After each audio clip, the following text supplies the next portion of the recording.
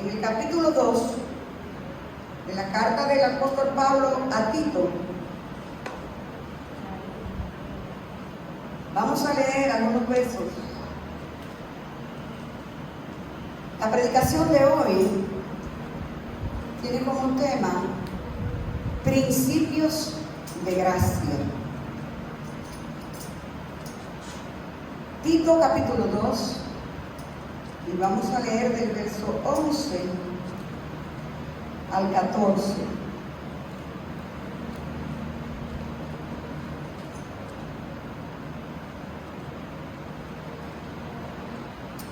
Capítulo 2 de Tito, verso 11 al 14. Leemos para gloria de Dios, Padre, Hijo y Espíritu Santo.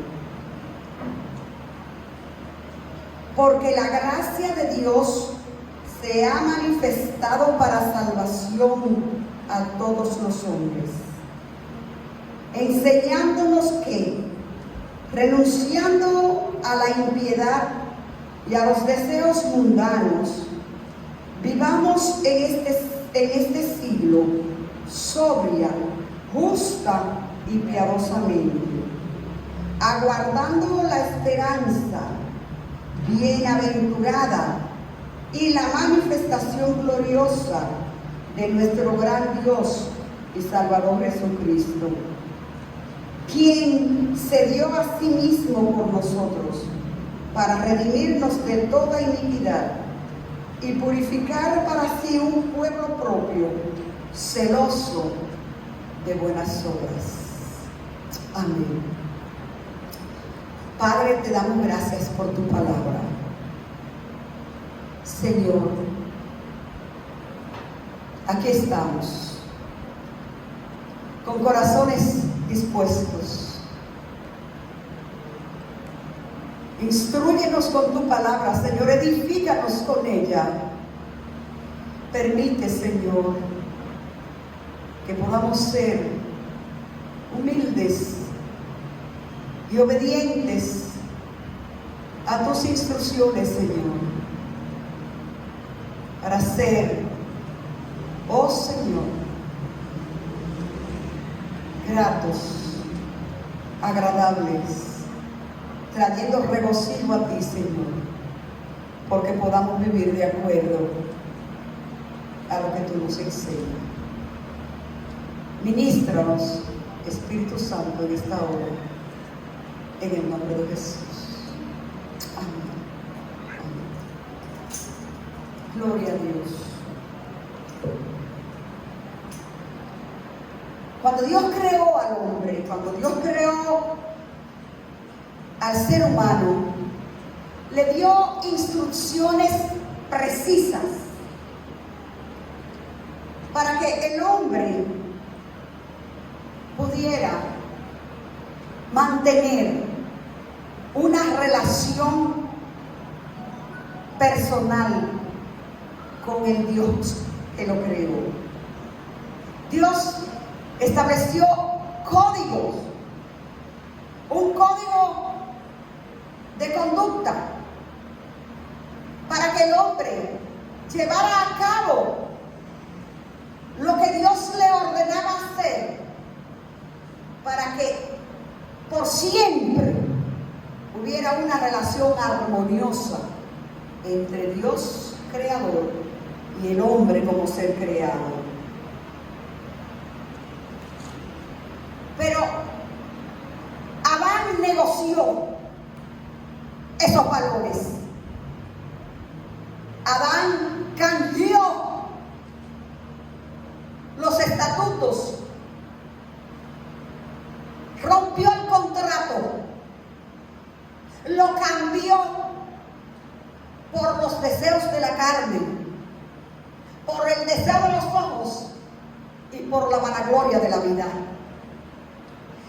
Cambió el tener intimidad con su creador, el tener relación íntima con Dios.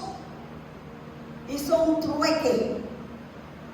Ahora, en nuestro tiempo actual, no se usan los trueques como forma de negocio, Pero antes, donde el comercio no estaba tan industrializado como ahora, se usaba el trueque porque no había mucho dinero circulando. Y los negocios se hacían que tú cosechas arroz y yo cosecho habichuela, y tú me das arroz y yo te doy habichuela, y los dos comemos de ambos. Eso es el trueque, cambiar una cosa por otra, a conveniencia de los que están haciendo la negociación. El hombre cambió. La serpiente visitó a Eva y le enseñó el fruto. Y la palabra dice en la narración de Génesis que cuando ella lo vio agradable a los ojos y bueno para comer. Los deseos de los ojos, los deseos de la carne y la vanagloria de la vida, porque le dijo: ustedes van a saber todo, ustedes van a ser como Dios, ustedes van a tener el conocimiento del bien y del mal. Y el hombre eso le fue atractivo y lo cambió. Desde ese momento se invirtieron los valores. Pero Dios, ese día funesto, hizo una sagrada promesa de restauración. Él prometió que un día el hijo, la simiente de la mujer, se levantaría y iba a herir en la cabeza al engañador de este siglo, que fue que convenció con su astucia a la mujer y al hombre para que cayeran y para que rompieran aquel contrato de intimidad y relación con Dios.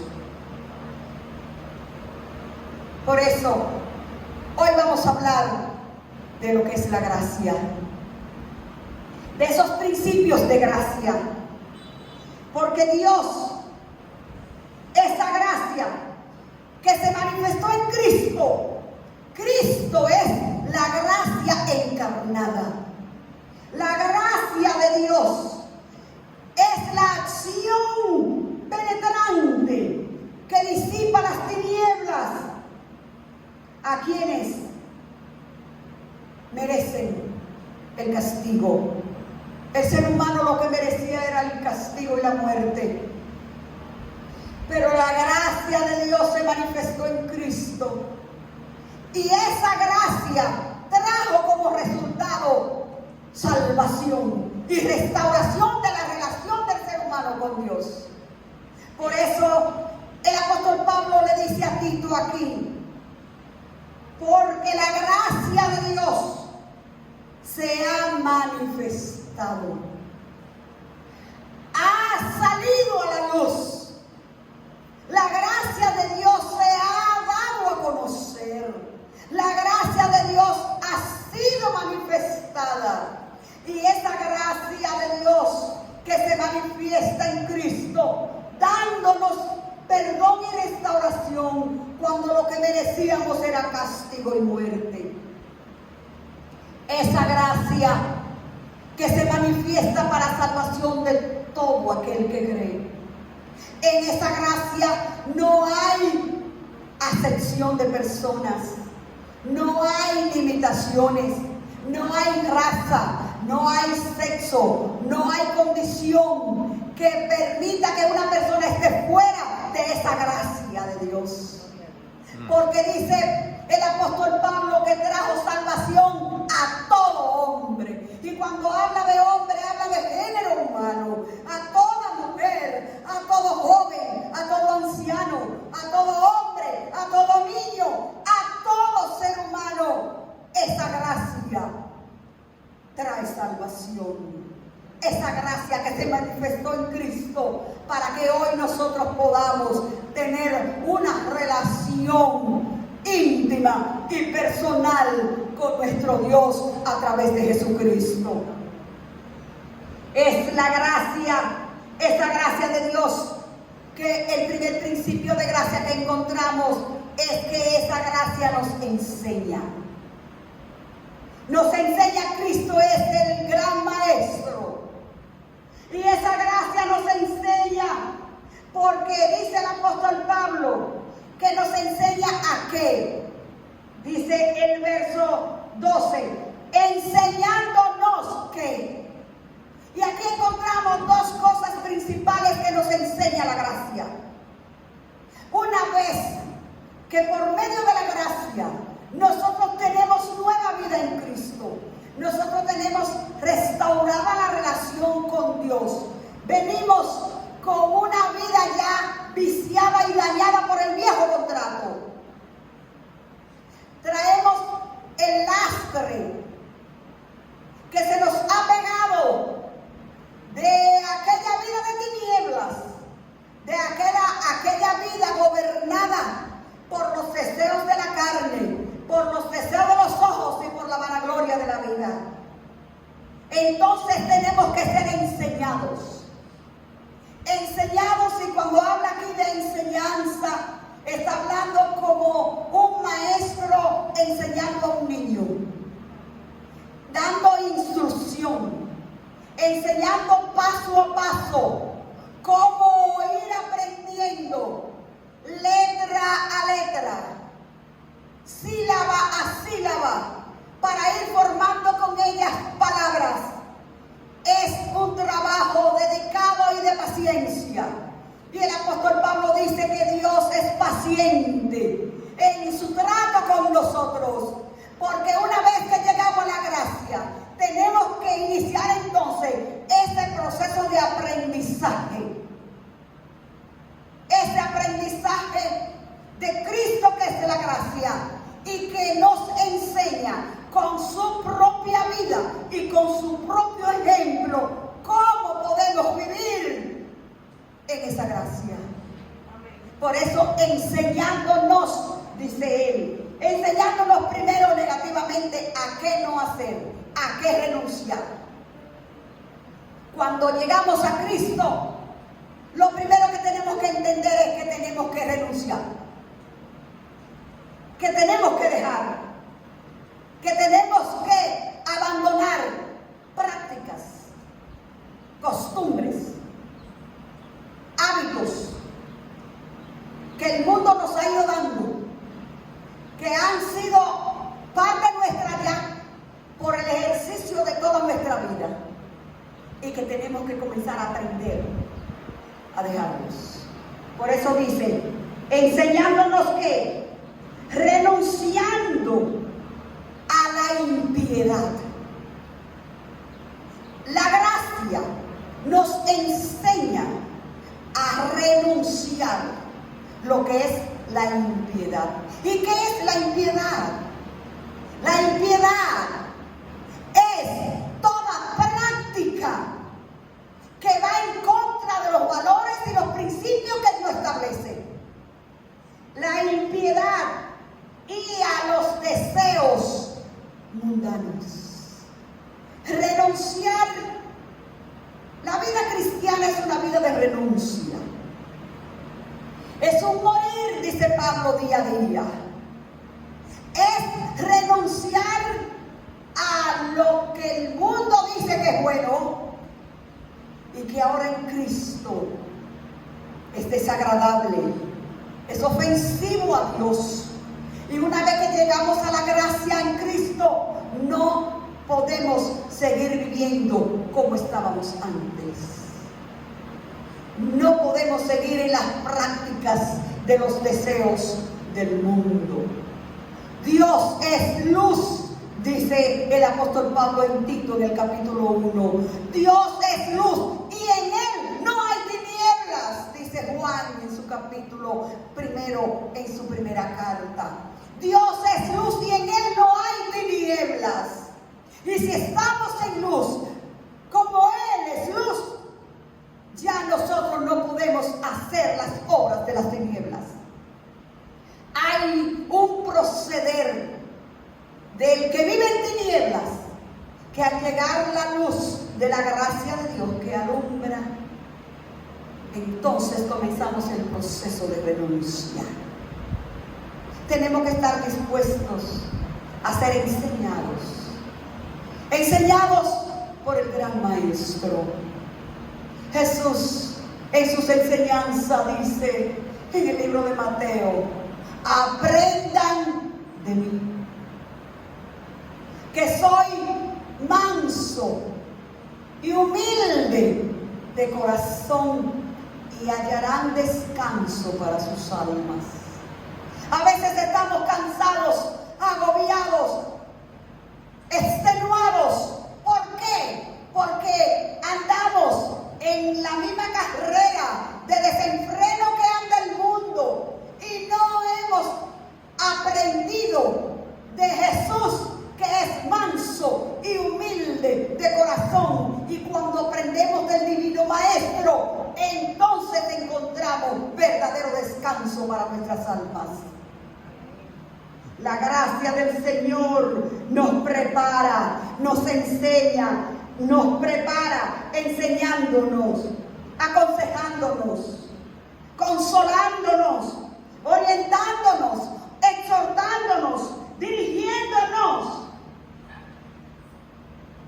renunciando, enseñándonos a renunciar al pecado. Es una actividad de enseñanza progresiva. Cada día tenemos que sentarnos a los pies del Maestro.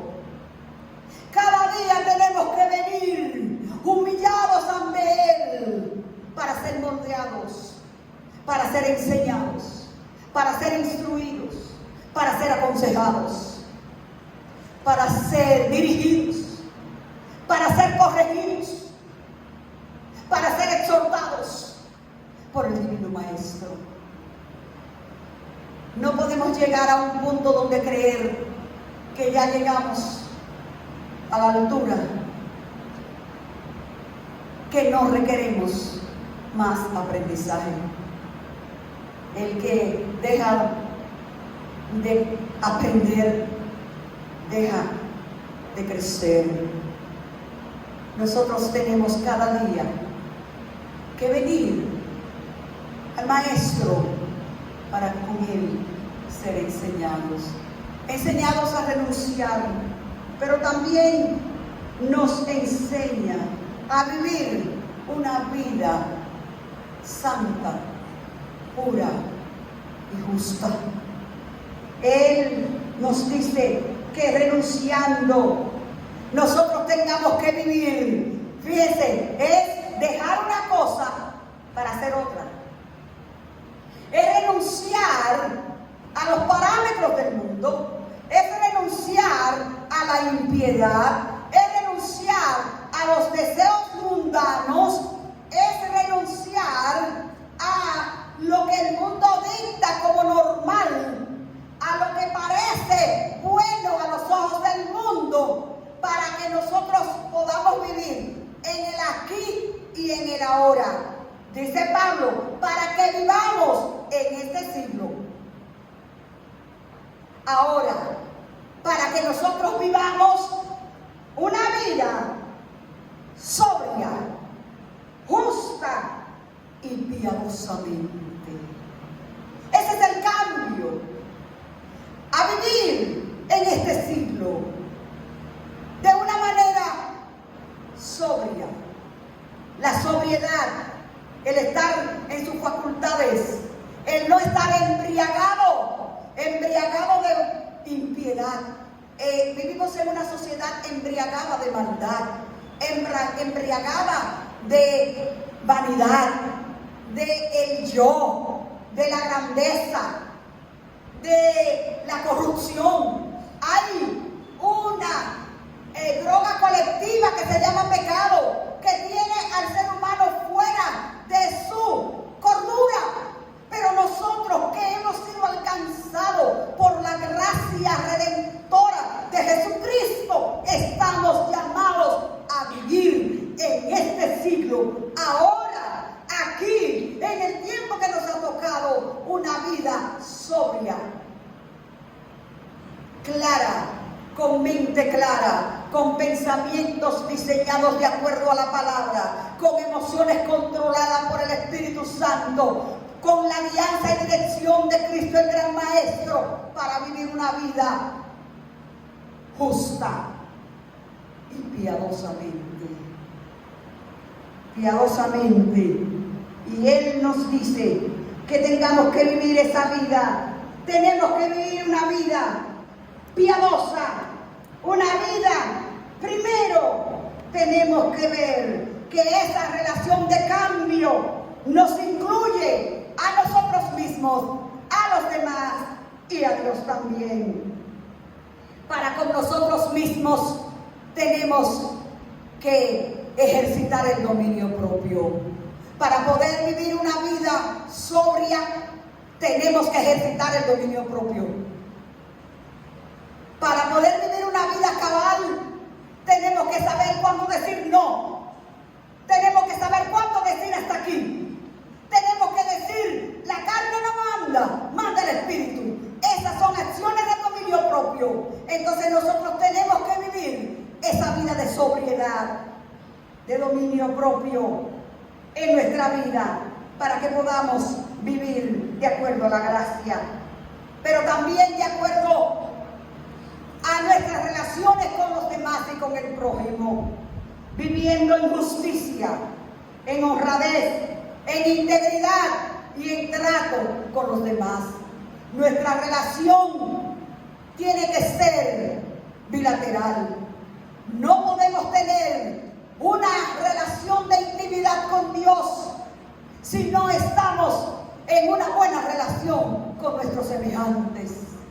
El símbolo de la cruz representa mi relación primero con Dios y después con los demás.